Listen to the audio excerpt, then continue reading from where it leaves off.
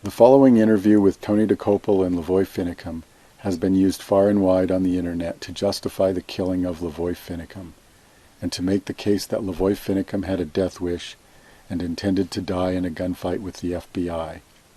Here I will analyze this interview and I will come to a different conclusion. This interview will not only reveal the plot to murder Lavoy Finicum, but it will also reveal the motive. Tony, what's the situation there now? Lawrence, I'm here with Lavoy Finicum. He's a 55-year-old rancher from Arizona, father of 11, and he says he believes there's a warrant out for his arrest, and he does not anticipate respecting that warrant. He's got a gun here under the blanket. And Lavoy, why don't you tell us what your plan is? Well, first of all, let's get a little bit of things out here in front.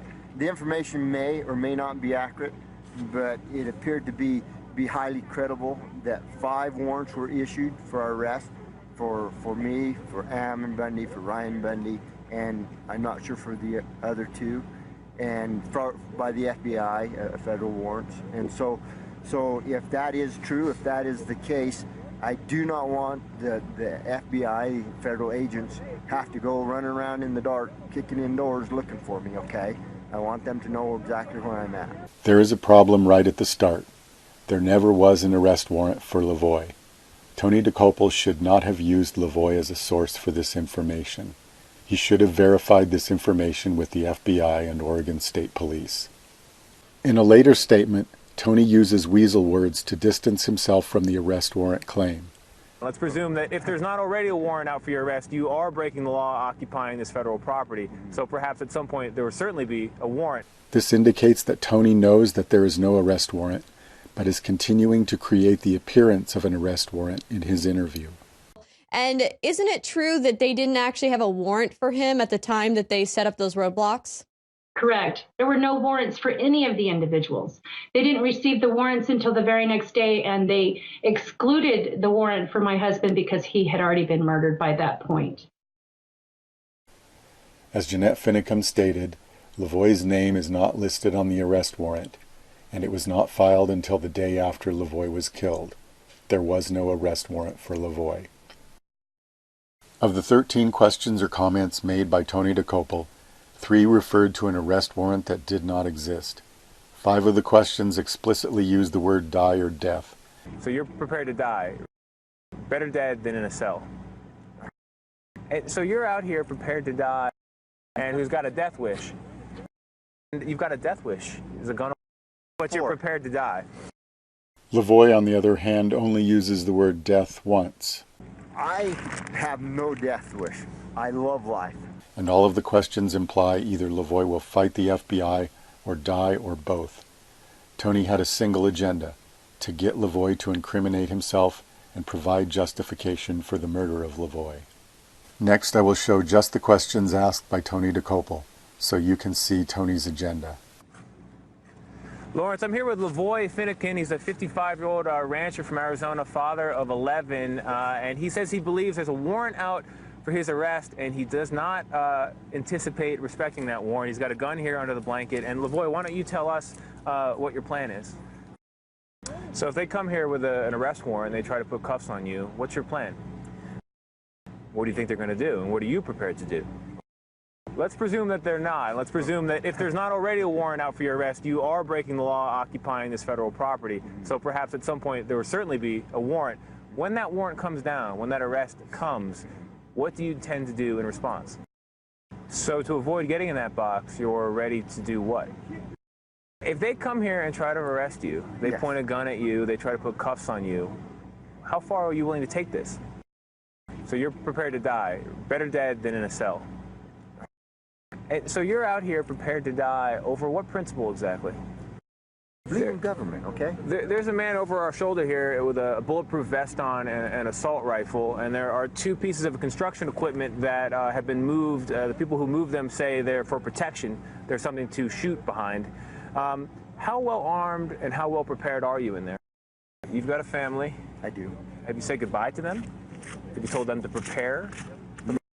You know, there are people who are watching this who are going to say to themselves, this man's a terrorist who's occupied someone else's property and who's got a death wish.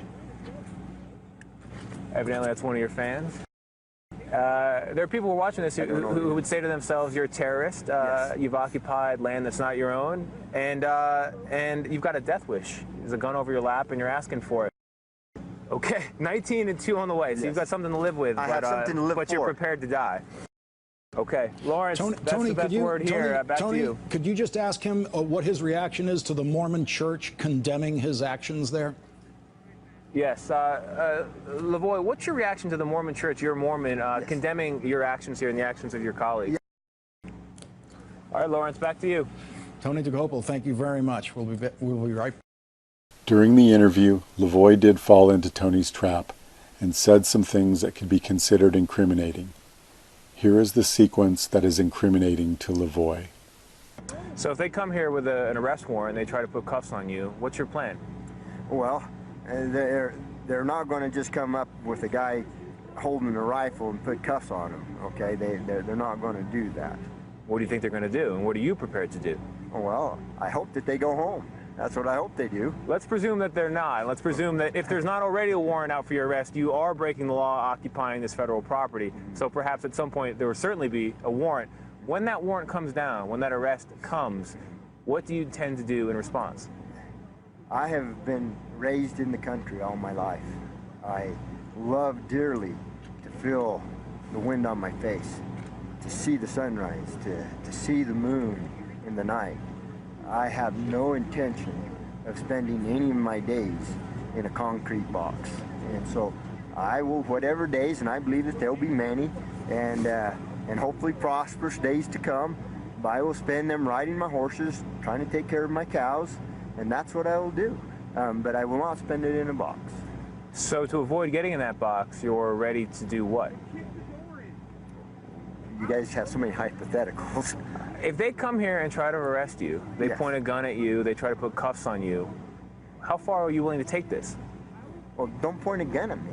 You don't point a gun at somebody unless you're going to shoot them. That's the first thing your thought is, yeah, don't point guns at people. And so I'm telling them right now, don't point guns at me. So you're prepared to die, better dead than in a cell. Absolutely. Dude, would you like to be in a cell? Nobody wants to live their life in a cell. Absolutely, I'm not going to live my life in a cell.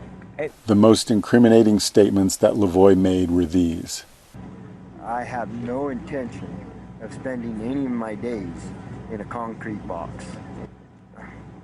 Absolutely. Dude, would you like to be in a cell?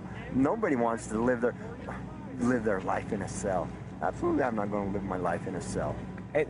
Many in the mainstream news media have taken this to mean that Lavoy has a death wish. When you hear Lavoy's comments independent of Tony DeCopel's words, they do not sound so bad.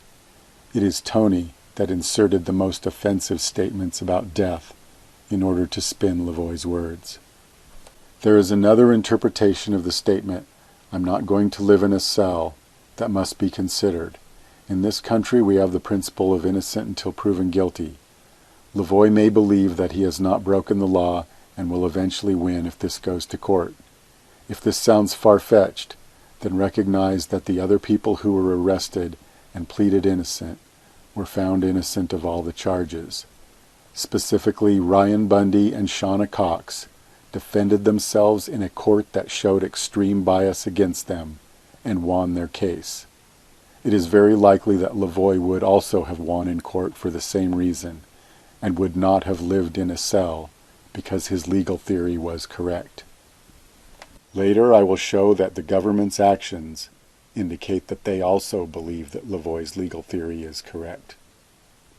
Here are some questions that show clearly how Tony is trying to put words into Lavoy's mouth and force the issue of Lavoy dying. So to avoid getting in that box, you're ready to do what? You guys have so many hypotheticals. Even if Lavoy talks about his family, Tony spins it into Lavoy dying. You've got a family. I do. Have you said goodbye to them? Have you told them to prepare for the worst? No, I haven't told them to prepare. You've got a death wish. There's a gun over your lap and you're asking for it. I have no death wish. I love life. I have 20 grandkids. Actually, I have 19 and 2 on the way. Okay, 19 and 2 on the way, so Yes. you've got something to live with. I have something to live but you're for. prepared to die. I'm prepared to defend freedom. There is one charge that everyone should agree is reasonable, and that is trespassing. If there's not already a warrant out for your arrest, you are breaking the law occupying this federal property. So perhaps at some point there will certainly be a warrant. However, the arrest warrant obtained after Lavoie's murder does not list trespassing at all. Instead, it lists a ridiculous conspiracy charge that the federal government failed to prove in court. Since the federal government usually stacks as many charges as they can, the absence of a trespassing charge is remarkable. Furthermore, if they want to get the occupiers off the land, a trespassing charge is the most logical first step. The only reason that the federal government would not charge them with trespassing is that they could not prove trespassing. And the only reason that the federal government could not prove trespassing is if they did not lawfully own the land. This is what Lavoie Finicum and Ammon Bundy were claiming from the start. Did the federal government do anything to prove ownership? She said this, that it doesn't have any impact on the charges. So we're not going to argue whether that's what it was.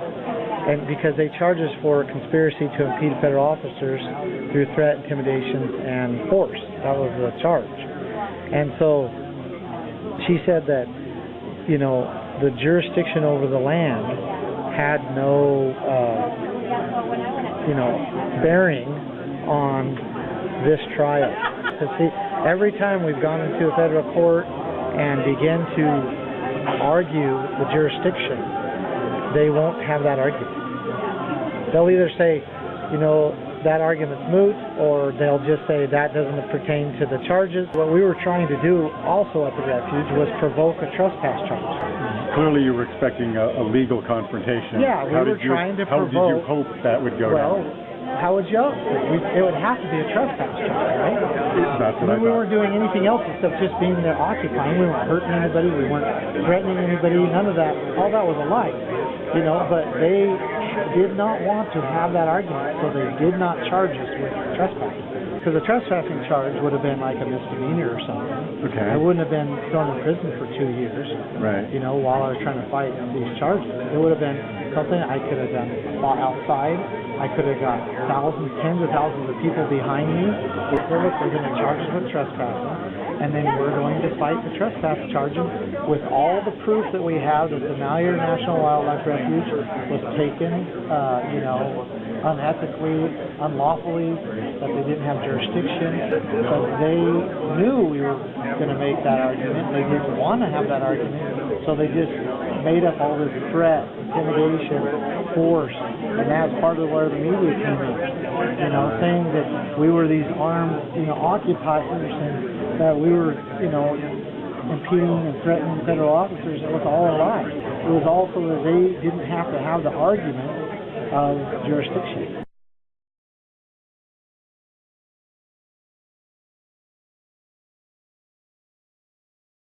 Ammon Bundy and Lavoie Finicum believe that the federal government does not lawfully own the land at the Malheur Wildlife Refuge, and that Oregon is the rightful owner. They are trying to provoke a trespass charge so that they can argue the issue of ownership in court. Suppose first that Ammon Bundy and Lavoie Finicum are wrong. What should happen? The FBI should get an arrest warrant for trespassing. The government should easily prove trespassing in court. Ammon Bundy and Lavoie Finicum would voluntarily go to court because this is what they want. The federal government would then present evidence to show that they own the land. They would win in court, settling the issue of ownership. However, none of this happened. The survivors were not charged with trespassing. No arrest warrant was obtained for Lavoie, and the government avoided addressing the issue of ownership in court, never proving ownership. Now suppose that Ammon Bundy and Lavoie Finicum are correct, and the federal government does not lawfully own the land. The federal government could not charge them with trespassing. In fact, they would not have broken any laws by being on the wildlife refuge, and the FBI would not be able to get a warrant, except possibly on made-up charges. The federal government would avoid the issue of ownership at all costs. This is what happened. This is a match. In addition, The FBI created the illusion of an arrest warrant through psyops with Tony DeCopel, and they put bogus charges on the arrest warrant after the murder. There was an absence of real charges. And the FBI had to wait for Lavoie to leave the refuge for the ambush. To be clear, this does not prove that Ammon and Lavoie are correct. That would have to be decided in court. All this proves is that the government attorneys believe that Ammon and Lavoie are correct, because the actions of the federal government are consistent with not having ownership of the land. There are two main points that Tony is presenting to us in this interview. There is an arrest warrant for Lavoie, and Lavoie has a death wish. The existence of an arrest warrant was false, and the death wish came from Tony's words and not from Lavoie. Since these statements were factually incorrect, and these statements could easily have been checked, and these statements were not checked, and there is evidence that Tony knew these statements were false, Tony DeCopel has earned MSNBC the title of fake news.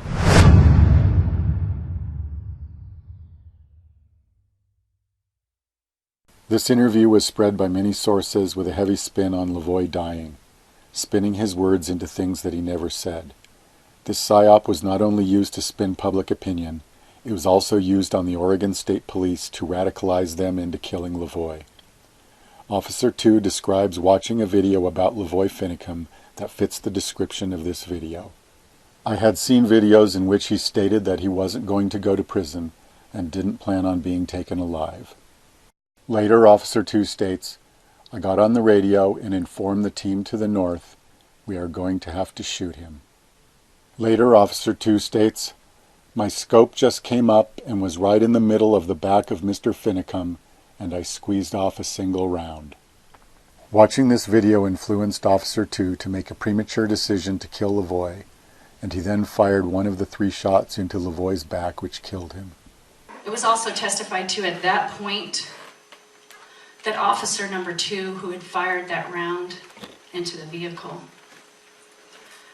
radioed ahead to officer number 1 that was waiting at the kill stop about a mile ahead. And he says, "We're going to have to kill Finicum." Why? Why would an officer radio ahead to another officer stating that they're going to have to kill Finicum at that point? What did he do?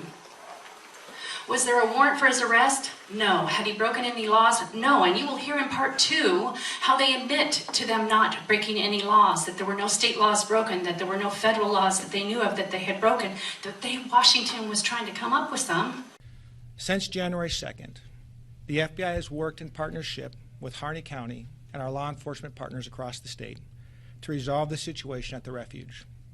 Since that time, hundreds and hundreds of FBI employees traveled to Burns with the sole purpose of bringing this situation to a peaceful conclusion. Now we will look at the timeline of the events. On January 2nd, the operation started. On January 6th, the interview with Tony DeCopel was released. On January 26th, Lavoie was killed. On January 27th, an arrest warrant was issued for the survivors. The interview with Tony DeCopel was released very early in the operation. This suggests that the murder of Lavoie was Plan A. This was not a secondary plan or an afterthought or an accident.